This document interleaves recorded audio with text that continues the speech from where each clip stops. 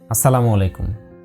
একটা কথা কি কখনো ভেবেছেন, আমরা সবাই জানি জীবন একদিন শেষ হয়ে যাবে, তাহলে কেন সাফল্যের পেছনে এত ছুটি?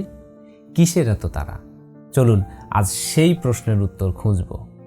সাফল্য আমাদের জীবিত রাখে, শুধু শরীরেই না, আমাদের কাজ, চিন্তা আর সৃষ্টির মাধ্যমে।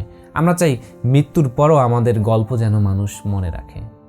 সাফল্যের পিছনে ছুটতে ছুটতে আমরা ভুলে যাই কেন শুরু করেছিলাম।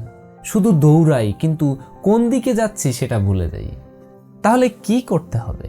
প্রথমে নিজেকে প্রশ্ন করুন, সাফল্যের মানে আপনার কাছে কি? টাকা, খ্যাতি, নাকি এমন কিছু যা সত্যিকারের সুখ আর শান্তি দেয়?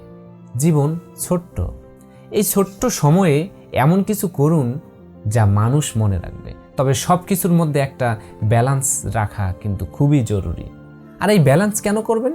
সাফল্যের দৌড়ে নিজের শক্তি হারিয়ে ফেললে সেই সাফল্যের কোনো মানে নেই। এখন সিদ্ধান্ত কি নেবেন? সাফল্যকে লক্ষ্য বানান, কিন্তু এমনভাবে জীবন সাজান যাতে আপনার গল্পটা অন্যদের অনুপ্রেরণা দেয়।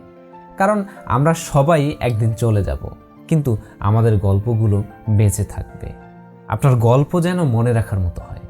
সফল হওয়ার চেয়ে সুন্দর গল্প লিখুন, কারণ সেটাই আপনাকে সত্যিকারের জীবিত রাখবে।